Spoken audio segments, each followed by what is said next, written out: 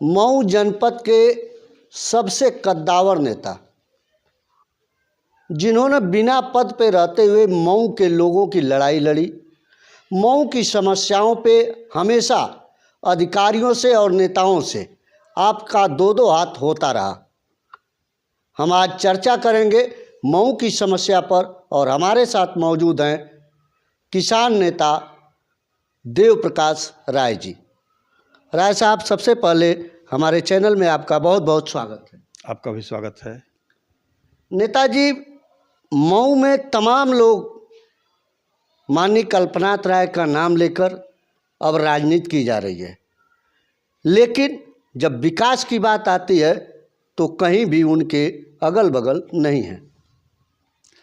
देखिए, कल्पनाथ राय विकास के लिए उनके मन में तड़पन थी और वो लड़ते लड़ते जो है प्रधानमंत्री से लड़ गए घोसी के विकास के लिए और जेल चले गए। और बाद में सुप्रीम कोर्ट ने कहा कि जिस जज ने उनको सज़ा किया था, सुप्रीम कोर्ट ने टिप्पणी किया था कि उस जज को जो है आपराधिक मामलों का सामान्य ज्ञान भी नहीं है। सुप्रीम कोर्ट ने टिप्पणी किया तो फिर वो बरी हो गए कल्पनाथ राय जी। तो उनके मन में तड़पन थी, सेवा का भाव था और वो सुबह शाम में नेता नहीं बने थे, संघर्षों के बल पर नेता बने थे। वहाँ सिविली डिग्री कॉलेज में प्रेसिडेंट हुए, फिर गोरखपुर यूनिवर्सिटी के प्रेसिडेंट युए, फिर योजन सभा के वो राष्ट्रीय अध्यक्ष हुए। लोहिया जी के करीब थे, राजनारायण जी के करीब थे। काफ़ी संघर्ष उन्होंने किया था।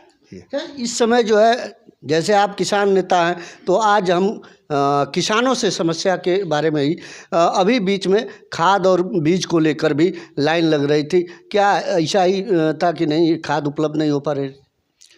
खाद की जो है व्यवस्था कुछ ढीली थी और जो है जो पोटास वाली जो खाद है, ये खाद जो है आती है वहाँ से, डीएपी आती है बाहर से ज़्यादा हिस्सा देश में, और कुछ जो है चाइना और उसकी लड़ाई से जो है वहाँ कुछ दिक्कत पैदा हो गई थी और उसी के नाते जो है कुछ दिक्कत हुई, लेकिन हो गया। लोगों ने बोली ऐसा नहीं है। अभी जो है नहरों में, खासकर शारदा सहायक खंड 32 में मतलब 50 गांव प्रभावित हैं और पानी नहीं आया। अब पानी आने की सूचना मिल रही है, अब तक पानी नहीं आया था, क्या कहेंगे? देखिए, ये समस्या जब से नहर बनी है शारदा की, तभी से जो है शारदा की नहर जो है मऊ में है और ये शारदा का टेल पॉइंट है मऊ, और जो भी हिस्सा बलिया में पड़ता है, मऊ और बलिया जो है शारदा का टेल है। इसलिए जो है पानी जो है समय पर नहीं मिलता है और इसको जो है मतलब हमेशा ये मामला उठाया जाता है, और अब जो है उस पर जो है केंद्रीय मंत्री जयंत चौधरी जी ने जो है पत्र लिखा है माननीय मुख्यमंत्री जी को, और उस पत्र के आधार पर जो है मुख्य अभियंता समिति आई थी दौरे के लिए वहाँ जो है लाट घाट के पास। दौड़ा करके देखा उन लोगों ने कि पंप कैनाल कहाँ बनाई जाए। तो मेरी बात हो रही है अभियंताओं से, मुझे बताया गया है कि जब ये फसल कटेगी तो उसका विस्तृत सर्वे होगा और सर्वे करके उसका जो है फिर इसमें जाएगा, क्योंकि अभी फसल है तो सर्वे करने में फसलों का नुकसान होगा। वो काम बड़ा है, वो करीब 500-600 करोड़ रुपए का काम है। वहाँ पंप कैनाल बनाना, उसको जो है इस शारदा की नहर में मिलाना, तो उसमें ज़मीन भी जानी है किसानों की, तो उसमें कुछ समय लगेगा। वो प्रक्रिया चल पड़ी है और मैं उसमें लगा हुआ हूँ और मुझे पूरा विश्वास है कि उसमें हम कामयाब होंगे, क्योंकि इधर किसानों को पानी नहीं मिलता है तो हमेशा ये रिपोर्ट जाती है। मैं तमाम जिलाधिकारी, जो मऊ के जिलाधिकारियों से मैं समय समय पर लिखवाता रहा हूँ, वो सारे पत्र शासन में पड़े हुए हैं। और जब मंत्री जी ने लिख दिया, माननीय जयंत जी ने लिख दिया, तो वो मुख्यमंत्री के संज्ञान में आ गया और माननीय मुख्यमंत्री जी ने उस पर जो आदेश कर दिया है, वो चल रही प्रक्रिया उसकी चल रही है। वहाँ पे सबसे बड़ी समस्या क्या है कि आजमगढ़ और मऊ जनपद दोनों की सीमा है, और गरेड़ुआ जो ये गांव सभा है, गरेड़ुआ में जो है वहाँ पे फाटक लगा हुआ है, वहीं से पानी रोक दिया जाता है, मऊ में पानी नहीं आ पाता है। इसको लेके क्या कहेंगे? देखिए, ऐसा है कि जब पानी है ही नहीं, जब उस नहर में पानी, जैसे मान लीजिए 1000 क्यूसेक पानी चाहिए मऊ के लिए जी, और 1000 क्यूसेक की जगह पर 170, 160, 150 क्यूसेक आता है, तो उसकी तलहटी में ही रहता है, गुलावों को पकड़ता नहीं है। तो इसलिए पहले पानी का इंतजाम करना है। पानी अब ऊपर उस शारदा के पानी के चक्कर में नहीं पड़ना है। एक नया पंप कैनाल बना करके लाट घाट के पास सरजू जी में, घाघरा में बना करके उसका पानी इसमें गिरा करके, जैसे दोहरी घाट की पंप कैनाल पानी देती है, उसी तरह से एक पंप कैनाल वहाँ हो जाएगी। वो पानी देगी, जब भी हमको आवश्यकता होगी तो पानी की आवश्यकता पूर्ति होगी। बस इसके लिए मैं लगा हुआ हूँ।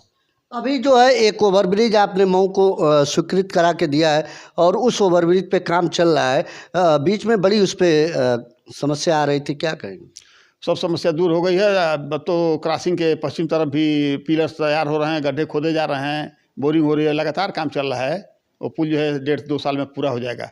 अरे आपके जान को भी खतरा हो गया। अब जान उनको खतरा देखिए, ऐसा नहीं कि जाको राखे साइयाँ मार सके ना कोई, बाल न बाका कर सके जो जगबैरी होए। तो मैं उससे डरने वाला नहीं। जान तो जब तक रहना है इस धरती पर तब तक रहना है, कोई दूसरा उसका हिस्सेदार नहीं है, सिर्फ ईश्वर ही चाहेगा। तो अभी तो इस समय आप सरकार में भी हैं, क्योंकि आप जयंत चौधरी जी के साथ हैं, आप उस पार्टी में प्रदेश लेवल के पदाधिकारी हैं। तो प्रदेश महासचिव होने के नाते क्या कहेंगे कि सरकार बढ़िया काम कर रही है?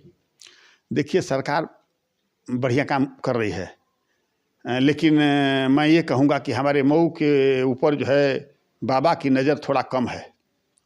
मैं चाहता हूँ कि जैसे बनारस और गोरखपुर का विकास हो रहा है, उतना नहीं तो उसका आधा नहीं तो चौथाई तो कम से कम होना चाहिए। कहीं भाजपा की सीटें यहाँ नहीं आई हैं इसलिए विकास रुक रहा है। अरे पिछली बार तो 3 सीटें थी भाजपा की, तो क्या हुआ? पिछली बार 3 सीटें थी भाजपा सीट जीतने से ये बात नहीं है। बात बस बाबा के नज़र की है। हाँ, महाराज जी की नज़र जो है मऊ पर थोड़ा कम है, उस नज़र को बढ़ाना है उनको, और बस इसकी ज़रूरत है। 4 लेन पे काफ़ी मतलब गोठा और थानीदास में बार बार जो वहाँ पे कट दिया गया है वहाँ पे एक्सीडेंट हो रहे हैं, और लगातार हम आपको बता दें कि 2 महीने के अंदर कम से कम 10 लोग वहाँ एक्सीडेंट से मरे हैं। उस पे क्या कहेंगे? देखिए, 4 लेन का सरफेस ठीक नहीं है।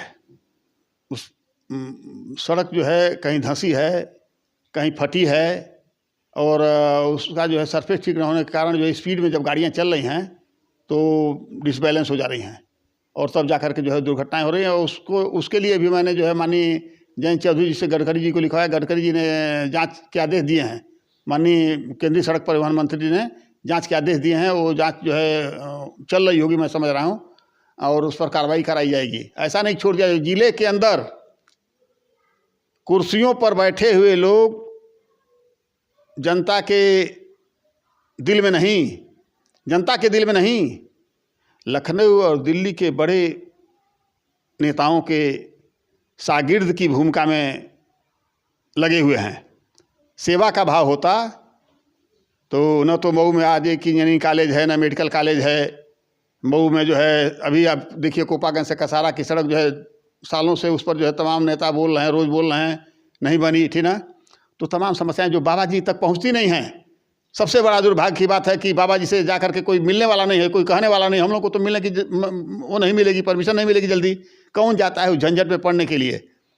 बड़ा कठिन काम है मिलना है। लेकिन एक बात है कि अगर ये मिलते जो उनकी पार्टी के निर्वाचित लोग हैं या जो पदाधिकारी लोग हैं जो हैं, वो मिलते तो ऐसा नहीं कि बात ना सुनी जाती। बिना रोअले, पूर्वांचल में कहावत है कि बिना रोअले माई दूध ना पियावेले, ठीक। तो जब मैं मुख्यमंत्री से जाकर कुछ कहूँगा ही नहीं, प्रधानमंत्री से कुछ कहूँगा नहीं, तो मिलेगा क्या मऊ को क्या मिलेगा? अभी जो है थानीदास में ये हुआ था कि ओवरब्रिज जो है बनने वाला है, उसके लिए गडकरी जी से बात हो गई, और ये बात हुए भी इस चुनाव जो लोकसभा का था उससे पहले की ये घटना है। काफ़ी कम से कम 8-9 गांव के लोग वोट देने से भी इनकार किया था, लेकिन अब तक उस ब्रिज का कुछ पता नहीं। देखिए, ऐसा है ना कि बहुत दुख होता है। मैं भी पढ़ा अखबार में और इसमें मोबाइल में फ़ोटो देखा। एक 6 बार के विधायक जो है गए गडकरी जी से मिलने।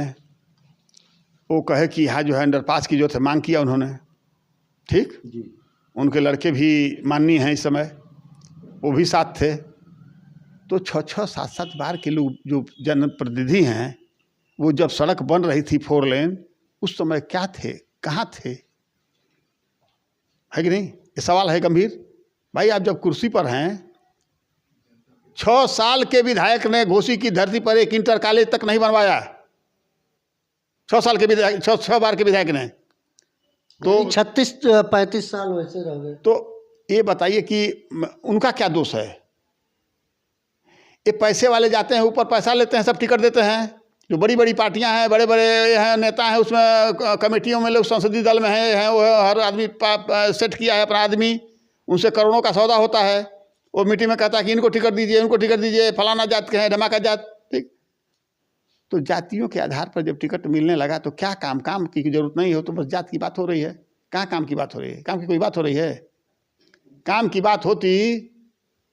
बात होती तो आज 10 साल 16 से बन रहा है ये आपका जो है 4 लेन, अभी पूरा कंप्लीट नहीं है। 16 में मुआवजा बंटना शुरू हुआ था, आज 25 हो गई, 9 साल हो गया। 9 साल में भी पूरा मुआवजा भी नहीं, कहीं कहीं वो भी व्यवधान है, कहीं कहीं जो है 1 वे करके रोड चलाई जा रही है, अभी 4 लेन कंप्लीट नहीं हुई। और उसी तरह से जो भी योजना है 8 साल में जो है 16 से 24 में, 16 में शिलान्यास हुआ था दोहरी घाटी इंदारा पर उसका, तो 8 साल बाद 24 में उस पर जो है 1 ट्रेन चल रही है। क्यों 1 ट्रेन चल रही है? जब पहले जब चलती थी तो 4 ट्रेन चलती थी जी। छपरा से आती जाती थी, शाहगंज से दोहरी घाट जाती थी ना, 4 ट्रेन, 2 बार इंदारा से आती जाती थी, 4 ट्रेन चलती थी। आज जो है 8 साल के बाद जब रेलवे लाइन बनी तो सिर्फ 1 ट्रेन चल रही है, वो भी जो है असमय आती है, दोपहर को आती है और दोपहर 3-4 बजे चली वापस हो जाती है इलाहाबाद। तो इससे थोड़े काम चलेगा। तो ट्रेनों को लेकर क्या कहेंगे, और बढ़ेगी कि? विकास के लिए लाठी लेकर खड़ा होना पड़ेगा। किसके सामने? सरकार के सामने। मुख्यमंत्री और प्रधानमंत्री की आंख में आंख डालकर बात करनी होगी, तब विकास होगा। विकास ऐसे नहीं होता है, जहाँ विकास होता है उसको लड़ना पड़ता है। और माननीय मुख्यमंत्री जी, कानून व्यवस्था ठीक हो गई तो मऊ के विकास की तरफ भी देखिए। क्यों गोरखपुर में जो योजनाएं जाती है उस पर पैसा आता है, हमारे जिले में नहीं आता है? क्या बात है? इसके लिए जिम्मेदार कौन? जिम्मेदार हमारे जनप्रतिनिधि हैं, निकम्मे जनप्रतिनिधि हैं। अगर निकम्मे नहीं होते तो आंख में आंख डालकर बात करते सरकार के। माननीय मुख्यमंत्री से कहते कि नहीं हमारे यहाँ हो, ये काम हो, आप जिस जनता से जीत करके आए, मैं भी जनता से जीत कर आया हूँ, ठीक ना। हाँ, यहाँ 4 लेन पे जितने एक्सीडेंट हुए हैं उसको मौतों का जिम्मेदार किसे मानते हैं?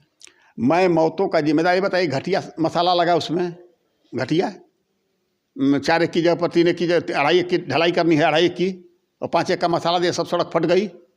उसको प्रेशराइज करके दबाना था मिट्टी को, उसमें पानी डाल करके उसकी कुटाई करानी थी। न पानी पड़ा सड़क पर, न कुटाई हुई, न मसाला सही लगा, ठीक। और सड़क पर किनारे से मिट्टी खोद करके जो है सड़क पर डाल दी गई काफ़ी बड़े पैमाने पर। उसका कहीं किनारे से मिट्टी डालने का प्रावधान नहीं है, टोटल मिट्टी कैरेज की पड़नी है। तो जब जगह जगह से भ्रष्टाचार हुआ है, निकम्मे विधायक मंत्री जिन्हें कुछ जानकारी नहीं है, काफिला बनाकर घूमते रह गए। कम से कम जब कुटाई हो रही थी तो देखना चाहिए था कि क्या हो रहा है सड़क का, इस पर पानी पड़ रहा है कि नहीं पड़ रहा है, इसकी कुटाई हो रही है कि नहीं हो रही, दबाव प्रेशर दिया जा रहा है कि नहीं सड़क पर, मिट्टी पर। उसके बाद मसाला कैसा बन रहा है चेक कराते। जब कुछ देखते तब ना।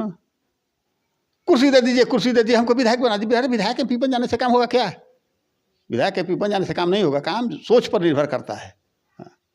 बहुत बहुत धन्यवाद। धन्यवाद आपको भी। ये थे हमारे साथ मऊ जनपद के कद्दावर नेता देव प्रकाश राय जी, और इनकी बेबाक बातें शायद आज जनप्रतिनिधियों की आंखों में गड़ेगी और उनके पेट में कुछ ना कुछ जरूर होगा। देखते रहें यस भारत न्यूज़। मैं संजय मिश्रा।